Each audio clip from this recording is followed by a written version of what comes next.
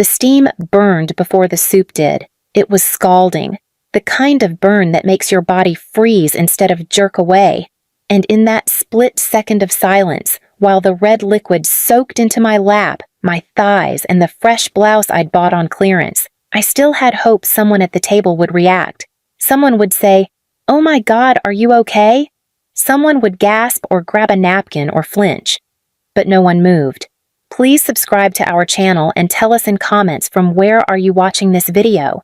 Not my sister, who kept scrolling on her phone with a spoon lazily hovering near her mouth.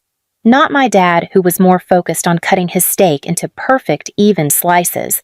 And definitely not my mother, who was still holding the ceramic bowl she'd just accidentally tipped onto me. Her face was blank for a moment, then she shrugged. Accidents happen. I tried to stand, but the chair leg caught on the rug, and the pain from the burn made my knees wobble. She reached for her wine glass without looking at me, especially to worthless girls who talk back. There it was, the line that turned my burn from an accident to a message. And still, no one looked up. Not even my brother, who was visiting from college and had only returned home the night before. He didn't even pause chewing, just mumbled, "Pass the bread," like I hadn't just been doused in boiling broth. I excused myself from the table, voice shaking. "I'll clean this up." Mom waved her hand. "Yeah, do that." In the bathroom, I peeled the blouse from my skin. Red blotches were already forming. I ran cold water over my thighs and hissed. But the pain wasn't what made me cry. It was the silence. I'd always known I wasn't the favorite, but I hadn't realized I'd become this invisible. Not just dismissed, but unseen. Like a chair, a fixture. As I scrubbed the soup out of the fabric, I flashed back to every other accident Mom had had. The time she tripped while holding a tray of juice and let it splash across my textbooks. The time she forgot I had allergy meds and left me wheezing at my sister's recital. The time she mistakenly mailed in my college rejection letter as a joke and then told everyone I was overreacting. But this felt different. There was heat in this one, literal and emotional. And the worst part? I still wasn't sure what I'd done to deserve it. I sat on the edge of the bathtub for almost an hour. No one came to check on me. No one knocked. When I finally opened the door, the table was cleared. The lights in the hallway were off. The house felt colder somehow. I passed my mom's bedroom, heard her laugh at something on TV. That laugh that always felt sharp when it wasn't aimed at you. I crept to my room and closed the door without a sound. But I didn't sleep. Instead, I stared at the ceiling, fingers pressed to the red welts on my thighs, and started thinking in dangerous ways. Not about revenge, not yet, but about truth, about what happens when you finally let go of the lie that your family will ever be different. The next morning, I limped to the kitchen. Everyone was gone. A note on the fridge said, "Out shopping for Lexi's graduation dress. Microwave something if you're hungry." Lexi. My younger sister, the one who never cooked, never worked, never had to, the one who failed half her classes but got a brand new iPhone when she cried. Me? I got soup burns and silence. I looked at the fridge, and for the first time in my life, I pulled the note down and tore it in half. I needed air. I grabbed my coat and walked. I didn't even know where I was going until I ended up at the library downtown. It was quiet, warm. No one looked at me like I was a burden. There, I did something I'd been too scared to do for years. I applied for a dorm scholarship out of state. Not a fancy college, just a quiet community school with a baking program. I didn't tell anyone. I didn't ask permission, because suddenly, I didn't care what they thought anymore. If I was worthless to them, maybe it was time I stopped trying to prove otherwise.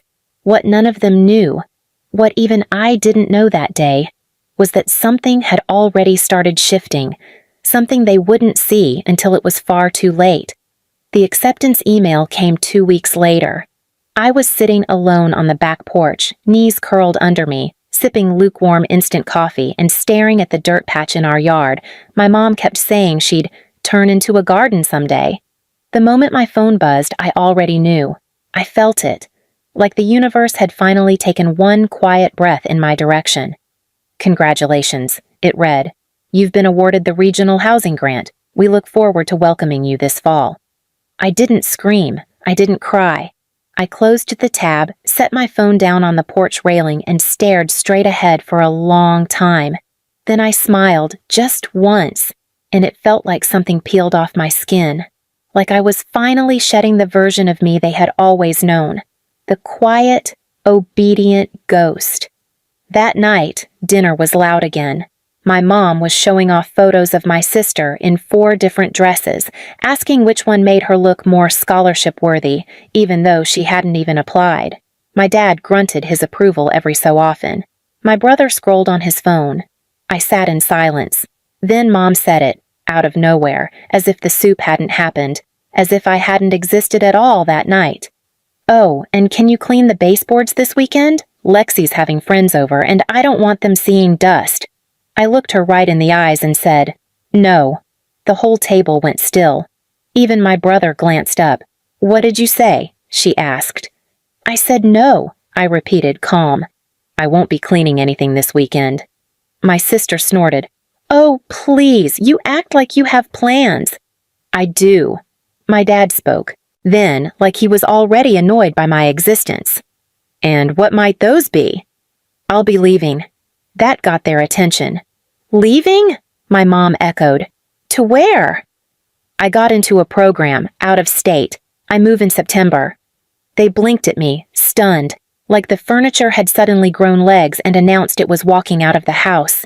"You applied to a school without asking us?" my father said, voice hardening. "You don't pay for my life. I've worked. I've saved. I applied. I got in, and I'm going." There was a moment where I saw it in her eyes, the panic. Not because she cared about me, but because she realized she might be losing her unpaid housemaid. My mom's face darkened. "So what, you think you're too good for us now?" "No," I said. "I just finally realized you're not good for me." She stood up so fast her chair scraped back. "After everything we've done for you?"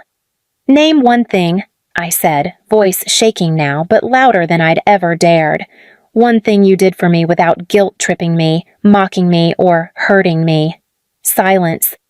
"I begged for kindness," I said. "You gave me bruises and hot soup. You gave Lexi the world. I got chores and mockery. And the only time you ever looked at me was when you wanted something from me." Lexi finally broke the silence. "You're so dramatic." I turned to her. "Do you even know what Mom did that night at dinner? Did you even see?" She looked away. Didn't answer. "I'm not coming back," I said, rising. "Not for holidays, not for birthdays, and definitely not to clean your baseboards." My dad laughed, but it was cold. "You won't last a month on your own." I smiled, slow. "Good, then you'll never have to see me again." I walked away from that table knowing I wasn't just stepping away from a meal, I was stepping out of a lifelong performance. And for the first time, the audience wasn't clapping. They were stunned. I spent the summer working extra shifts at a bakery 2 towns over. Elise, the manager, let me crash on her couch when I told her my story. She didn't pity me. She just said, "Some fires start with soup." I moved into my dorm with 2 boxes, a duffel bag, and more freedom than I'd ever tasted. The air smelled cleaner in that town. The sky looked wider. I slept like I hadn't slept in years. But just when I thought I'd finally left it all behind, something showed up in the mail. A letter. No return address. No handwriting I recognized. Inside was a folded piece of notebook paper. All it said was, "Mom's in the hospital. Lexi told her you didn't care." I crumpled the letter and tossed it in the trash. Because maybe she was right. I didn't go to the hospital. I didn't call. I didn't ask what happened. I didn't even take the note out of the trash. Because I knew the truth. If Mom had truly been on her deathbed, they wouldn't have mailed me a scribbled piece of paper with no name. They would have called, screamed, begged. This was manipulation, dressed up like an emergency. And I was done falling for that costume. Weeks passed, then months. I started thriving. My burns healed. So did the ache in my chest that I once thought would never leave.